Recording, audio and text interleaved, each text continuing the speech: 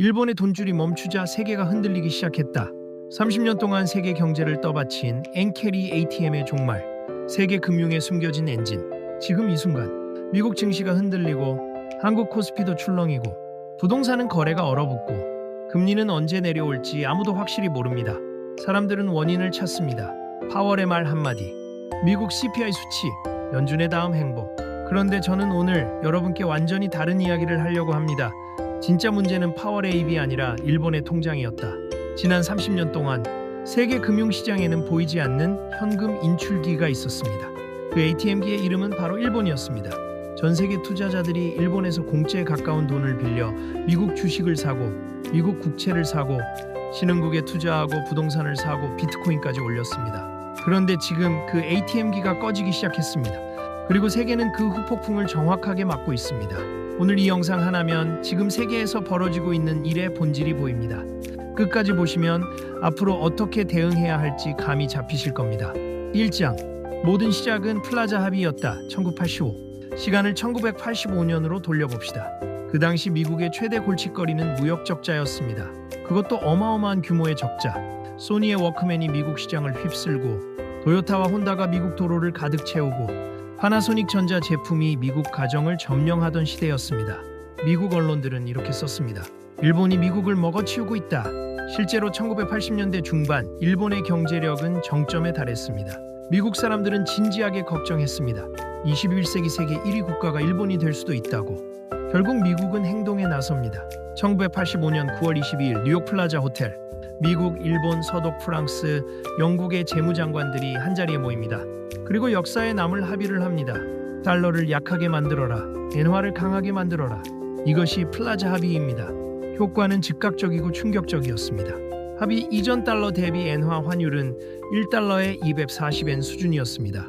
그런데 불과 23년 만에 1달러에 120엔대로 폭락합니다. 엔화 가치가 2배 가까이 폭등한 겁니다. 일본 기업들에게는 재앙이었습니다. 어제까지 1달러에 팔던 제품이 오늘부터는 2달러를 받아야 똑같은 수익이 나는 겁니다. 수출 경쟁력이 한순간에 무너지기 시작했습니다. 일본 정부와 일본은행 BOJ는 경제를 살리기 위해 극단적인 처방을 씁니다. 금리를 내리고 대출을 늘리고 돈을 시장에 쏟아붓기 시작합니다. 그 결과는 일본 역사상 전례 없는 자산 버블이 탄생합니다. 도쿄 땅값이 뉴욕보다 비싸졌습니다. 긴자 한 블록을 팔면 캘리포니아 전체를 살 수 있다는 말이 돌았습니다. 1989년 12월 니케이 지수는 37.5포인트, 지금까지도 깨지지 않은 역사적 고점입니다. 누가 봐도 이상했지만 아무도 멈추지 않았습니다. 일본은 세계 최고 강국이 될 것이라는 믿음이 시장 전체를 지배하고 있었기 때문입니다. 하지만 역사는 항상 그렇듯 버블은 터집니다. 2장, 버블 붕괴, 그리고 잃어버린 30년의 시작. 1990년 초 일본 버블은 무너지기 시작합니다. 주식시장이 반토막 납니다. 부동산 가격이 폭락합니다. 은행들이 부실 대출에 허덕이기 시작합니다. 멀쩡하던 기업들이 줄줄이 쓰러집니다. 그리고 일본은 끝이 보이지 않는 경기 침체에 빠집니다. 잃어버린 10년. 그런데 그 10년은 30년이 되었습니다. 경제가 살아나지 않자 일본은행은 극약 처방을 선택합니다. 금리를 계속 내립니다. 5%, 3%, 1%, 0.5%, 0.1%, 그리고 결국 인류 금융 역사에서 처음 보는 일이 벌어집니다. 금리 제로, 돈을 빌려도 이자가 없다. 하지만 일본은 여기서 멈추지 않았습니다. 양적 환화 QE, 일본은행이 직접 돈을 찍어 시장에 공급, 마이너스 금리 은행이 일본은행에 돈을 맡기면 오히려 이자를 내야 하는 구조, YCC 수익률 곡선 통제, 일본 국채 금리가 일정 수준 이상 올라가지 못하도록 일본은행이 무제한으로 국채를 사들이는 정책. YCC는 특히 충격적인 정책이었습니다. 쉽게 말하면 이런 겁니다. 금리가 오르려 하면 일본은행이 돈을 찍어서 막아버린다. 그 결과 일본의 금리는 전 세계에서 가장 낮은 수준으로 수십 년 동안 유지됩니다. 그리고 바로 이 비정상적으로 낮은 금리가 전 세계 금융시장에 거대한 자금 흐름을 만들어냅니다. 어떻게요? 지금부터 그 핵심을 설명하겠습니다. 3장, 세계는 일본에서 돈을 빌리기 시작했다. 엔케리 트레이드. 자, 잠깐 상상해보세요. 여러분 앞에 두 은행이 있습니다. 은행 A 연 0.1% 금리로 돈을 빌려줍니다. 1억을 빌리면 1년에 이자 10만 원. 은행 B 연 5% 금리로 돈을 빌려줍니다. 1억을 빌리면 1년에 이자 500만 원. 당연히 은행 A에서 빌려야 합니다. 그런데 더 중요한 것이 있습니다. 은행 A에서 0.1%로 빌린 돈을 연 5% 이자를 주는 미국 국채에 투자하면 싸움 9%의 순수익이 납니다. 리스크는 거의 없이. 이게 바로 엔캐리 트레이드의 기본 구조입니다. 일본 금리 거의 0%, 미국, 호주, 신흥국 금리 38%. 이 금리 차이가 곧 수익입니다. 전 세계 헤지펀드, 투자은행, 기관 투자자, 심지어 일반 기업들까지 이 구조를 활용했습니다. 일본에서 엔화를 빌린 뒤 그 돈을 달러로 바꿔 미국 주식에 투자하거나 미국 국채를 샀거나 신흥국 고금리 자산에 넣었습니다. 규모가 얼마나 됐을까요? 추정치에 따르면 최전성기 기준 엔캐리 트레이드 규모는 수천억 달러에서 수조 달러에 이릅니다. 한국 전체 GDP를 몇 배 뛰어넘는 규모입니다. 일본은 세계 금융시장의 글로벌 ATM이 되었습니다. 여기서 중요한 사실 하나, 여러분이 뉴스에서 보는 미국 증시 상승, 신흥국 투자 붐, 나스닥 대세 상승장, 그 뒤에는 항상 일본에 싼 돈이 있었습니다. 미국 기술주가 오를 때 일본 돈이 들어왔습니다. 한국 주식이 오를 때 일본 자금이 흘러들었습니다. 비트코인이 오를 때도 값싼 유동성이 받쳐줬습니다. 사람들은 미국만 봤지만 실제로는 일본이라는 보이지 않는 연료 탱크가 세계 자산 시장을 밀어올리고 있었던 겁니다. 30년짜리 구조였습니다. 너무 길고 너무 깊게 세계 금융과 엮여 있어서 아무도 이게 언제 끝날지 생각조차 안 했습니다. 그런데 균열이 시작됩니다.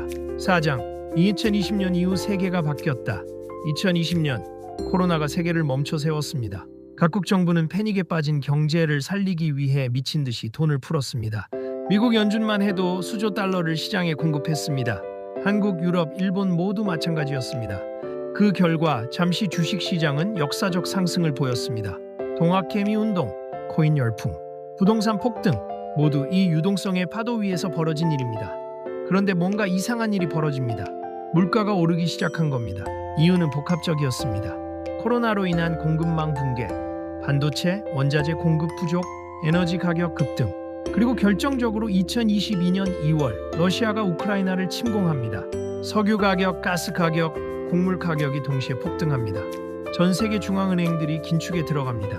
미국 연준은 2022년부터 사상 최대 속도로 금리를 올렸습니다. 0.25%에서 시작해 5.5%까지. 역사상 가장 가파른 금리 인상이었습니다. 유럽도 호주도 캐나다도 모두 금리를 올렸습니다. 그런데 딱 한 나라가 버텼습니다. 일본만 초저금리를 유지했습니다. 왜 일본만 버텼을까요? 일본은 수십 년 동안 디플레이션 국가였습니다. 오히려 물가가 안 올라서 걱정하던 나라였습니다. 그래서 조금 물가가 올라도 드디어 디플레이션에서 탈출하는 건가 하는 반응이 강했습니다. 또 일본은 국채를 어마어마하게 발행해 놓은 상태였습니다. 만약 금리를 올리면 그 국채 이자 부담이 폭발적으로 늘어나는 문제가 있었습니다. 그래서 일본은 버텼습니다. 아주 오랫동안. 하지만 2023년, 2024년을 지나면서 일본도 더 이상 버티기 어려워집니다. 일본의 물가가 본격적으로 오르기 시작했기 때문입니다. 수입 물가 상승, 엔화 약세로 인한 수입 비용 폭등, 식료품, 에너지, 생필품 가격이 오르기 시작합니다. 그리고 결국 일본은행이 방향을 틀기 시작합니다. YCC 완화, YCC 폐지, 그리고 드디어 금리 인상. 이것은 단순한 정책 변경이 아니었습니다. 30년짜리 세계 금융 질서의 균열이었습니다. 5장 엔캐리 청산 세계 자금이 빠져나가기 시작했다. 이제 진짜 핵심입니다. 엔캐리 트레이드를 기억하시죠? 일본에서 0% 금리로 빌려 고수익 해외 자산에 투자하는 구조. 그런데 이제 일본 금리가 오르기 시작했습니다. 그리고 엔화 가치도 변동이 커졌습니다. 이 두 가지 변화는 엔캐리 투자자들에게 이중 악재입니다. 첫 번째, 악재 금리 상승. 일본 금리가 올라가면 자금 조달 비용이 늘어납니다. 예전에는 1억을 빌려도 이자가 거의 없었는데 이제 이자를 내야 합니다. 수익성이 떨어지기 시작합니다. 두 번째 악재 엔화 강세. 더 치명적인 문제는 환율입니다. 예를 들어볼게요. A라는 투자자가 1년 전에 엔화 1,000만 엔을 빌렸습니다. 그때 환율은 1달러 150엔, 즉 약 66천 달러를 빌린 겁니다. 그 돈으로 미국 주식을 샀습니다. 그런데 1년 후 엔화 강세로 환율이 1달러 120엔이 됐습니다. 1천만 엔을 갚으려면 이제 83천 달러가 필요합니다. 아무것도 안 했는데 빚이 갑자기 25% 늘어난 겁니다. 이 상황에서 투자자들은 어떻게 하겠습니까? 빨리 자산을 팔고 빚을 갚아야 합니다. 이걸 엔캐리 청산이라고 합니다. 개인 한 명이 아닙니다. 전 세계 수백, 수천 개의 헤지펀드와 기관이 동시에 같은 행동을 시작합니다. 미국 주식을 팝니다. 미국 주식 하락, 미국 국채를 팝니다. 미국 국채 가격 하락, 금리 상승. 신흥국 자산을 팝니다. 신흥국 통화 약세, 자산 폭락. 동시에 벌어집니다. 글로벌 자금이 한꺼번에 빠져나가는 공황 상태. 실제로 2024년 8월 이 일이 한번 발생했습니다. 일본은행이 금리를 예상보다 빠르게 올리자 전 세계 시장이 단 며칠 만에 급락했습니다. 나스닥이 흔들렸고 코스피가 폭락했고 비트코인이 급락했습니다. 그게 경고음이었습니다. 아직 본격적인 청산이 시작된 것도 아닌데 그 정도였습니다. 그렇다면 본격적인 엔캐리 청산이 진행된다면 어떻게 될까요? 6장 미국 국채 시장이 흔들린다. 장기금리 급등의 진짜 이유. 가장 먼저 가장 크게 충격을 받는 곳이 있습니다. 바로 미국 장기 국채 시장입니다. 왜일까요? 일본은 세계에서 미국 국채를 가장 많이 보유한 국가 중 하나입니다. 공식 통계 기준으로만 수천억 달러 규모입니다. 여기에 민간 기관이 엔캐리로 사들인 국채까지 합치면 규모는 훨씬 더 큽니다. 그런데 일본이 이 국채를 팔기 시작하면 어떻게 될까요? 채권 가격이 내려갑니다. 그리고 채권은 가격과 금리가 반대로 움직입니다. 채권 가격 하락, 채권 금리 상승. 즉 일본이 미국 국채를 팔수록 미국 장기 금리가 올라갑니다. 여기에 미국 자체의 문제까지 겹칩니다. 미국 정부는 지금 엄청난 재정 적자 상태입니다.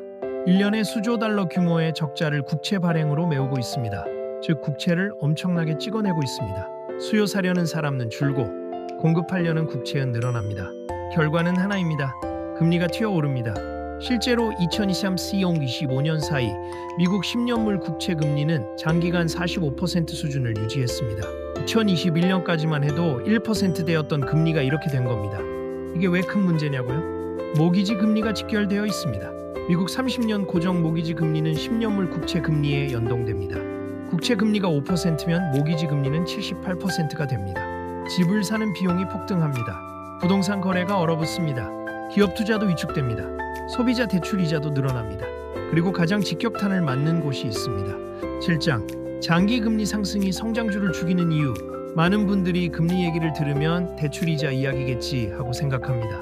하지만 금리 상승의 파괴력은 훨씬 더 깊은 곳에 있습니다. 주식 가치는 어떻게 결정될까요? 기본적으로 주식 가치는 이 회사가 미래에 벌어들일 돈을 현재 가치로 환산한 것입니다. 예를 들어 볼게요. A라는 AI 기업이 있습니다. 지금은 적자지만 10년 후에 연간 1조 원을 벌 것으로 예상됩니다. 그 1조 원의 현재 가치는 얼마일까요? 여기서 할인율이 들어옵니다. 금리가 낮으면 미래 돈의 현재 가치가 높습니다. 금리가 높으면 미래 돈의 현재 가치가 낮아집니다. 금리 상승, 미래 가치, 하락, 성장주 폭락. 이것이 바로 금리가 오를 때 나스닥, 기술주, 반도체주가 함께 흔들리는 이유입니다. 특히 지금 주목받는 AI 기업들, 엔비디아, TSMC, 삼성전자, 그리고 수많은 AI 스타트업들. 이들의 가치는 대부분 미래 수익 기대에 기반합니다. 금리가 올라갈수록 그 기대 가치는 수학적으로 줄어듭니다. 물론 진짜 실적이 좋은 기업은 버틸 수 있습니다. 하지만 언젠가 돈을 벌 것 같은 기업들은 고금리 환경에서 버티기가 매우 어렵습니다. 2022년이 그랬습니다.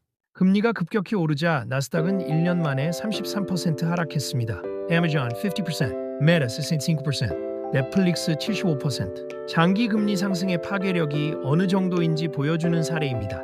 그렇다면 지금 이 상황은 어떻게 보아야 할까요? 발장. 이번은 단순한 조정장이 아닐 수 있다. 많은 투자자들이 이렇게 말합니다. 곧 괜찮아지겠지. 연준이 금리 내리면 다시 오를 거야. 그 말이 틀린 건 아닙니다. 실제로 연준이 금리를 내리면 시장은 반응합니다. 하지만 이번에는 그 논리가 완전히 작동하지 않을 수도 있습니다. 왜냐하면 지금은 단순히 미국 금리 사이클의 문제가 아니기 때문입니다. 지금은 30년짜리 글로벌 자금 흐름 자체가 바뀌는 시기일 수 있습니다. 과거의 공식이 왜 흔들리는가? 과거의 패턴은 이랬습니다. 경기 침체 위협, 연준 금리 인하, 돈이 풀린다, 자산 시장 상승. 이 공식은 지난 40년 동안 거의 완벽하게 작동했습니다. 그런데 이 공식에는 숨겨진 전제가 있었습니다. 일본이 계속 초저금리를 유지한다는 전제. 연준이 금리를 내릴 때 일본에서 싼 돈이 계속 흘러 들어와서 시장을 밀어 올려줬습니다. 이 두 가지가 함께 작동했기 때문에 공식이 맞아떨어졌던 겁니다. 그런데 이제 일본이 변하기 시작했습니다. 연준이 금리를 내리더라도 일본에서 유동성이 예전만큼 공급되지 않을 수 있습니다. 오히려 엔캐리 청산이 계속되면서 자금이 빠져나갈 수도 있습니다. 이건 구조의 변화입니다. 사이클의 변화가 아닙니다. 사이클은 시간이 지나면 원래대로 돌아옵니다. 하지만 구조가 바뀌면 원래대로 돌아오는 것이 불가능합니다. 물론 이것이 단정적인 예측은 아닙니다. 일본이 다시 금리를 내릴 수도 있고 상황이 달라질 수도 있습니다. 하지만 중요한 건 이겁니다. 우리는 이제 예전과 다른 세상에 있을 수 있다는 가능성을 진지하게 고려해야 합니다. 9장. 앞으로 어떤 일이 벌어질 수 있는가?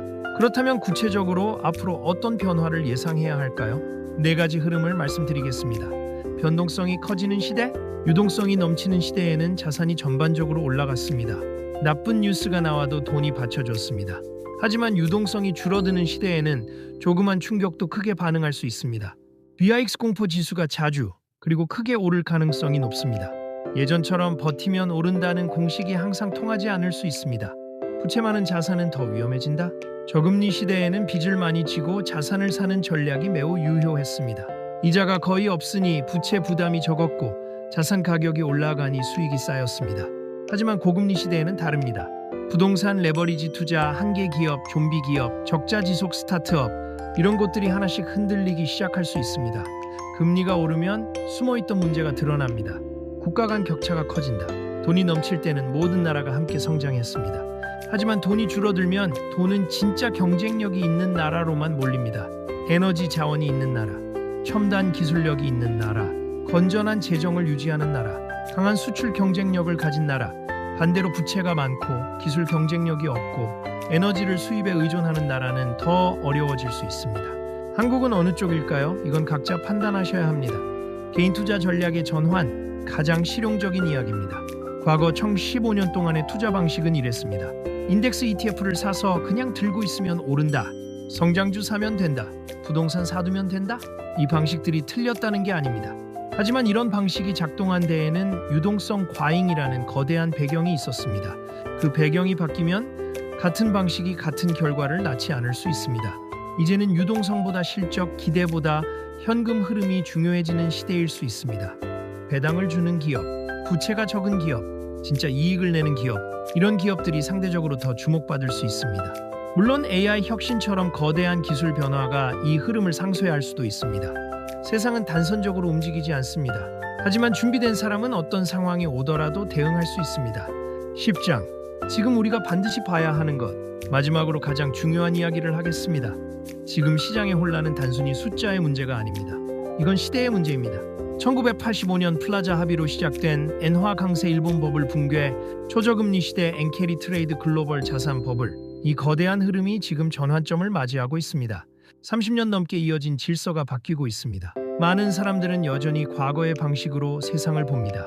곧 연준이 금리 내리겠지. 유동성 장세가 다시 오겠지. 주식은 결국 오른다. 물론 그럴 수도 있습니다. 저도 그랬으면 좋겠습니다. 하지만 중요한 건 이겁니다. 세상은 이미 변하기 시작했습니다. 그 변화를 보고 있는 사람과 보지 못하는 사람 사이의 격차는 앞으로 더 벌어질 것입니다. 역사적으로 큰 변화의 시기에는 언제나 두 부류가 있었습니다. 하나는 변화를 인식하고 준비한 사람, 다른 하나는 변화가 왔는데도 과거 방식을 고집한 사람. 결과는 항상 달랐습니다. 여러분께 투자 추천을 드리는 게 아닙니다. 무조건 팔라는 것도 아닙니다. 패닉에 빠지라는 것도 아닙니다. 다만 이 말씀은 드리고 싶습니다. 지금은 무슨 자산을 사야 하나보다 세상의 흐름이 어디로 바뀌고 있는가를 먼저 봐야 하는 시간입니다. 흐름을 읽는 사람이 결국 다음 시대의 승자가 됩니다. 여러분이 그 승자 중 한 명이 되시길 바랍니다. 정리 핵심 요약. 오늘 이야기를 한 줄로 정리하면 이렇습니다. 일본이 30년 만에 방향을 바꾸면서 세계 금융시장에 보이지 않는 연료 탱크가 줄어들기 시작했다. 플라자 합의 연구가 8호 일본 버블과 붕괴, 초저금리 30년, 엔캐리 트레이드 글로벌 자산 상승, 인플레이션 일본, 금리 인상, 엔캐리 청산, 세계 장기 금리 상승, 자산 시장 변동성 확대. 이 흐름을 이해하는 사람과 그렇지 않은 사람은 앞으로의 시장을 완전히 다르게 읽을 것입니다. 오늘 영상이 도움이 되셨다면 구독과 좋아요 부탁드립니다. 다음 영상에서도 세상의 큰 흐름을 함께 읽어드리겠습니다.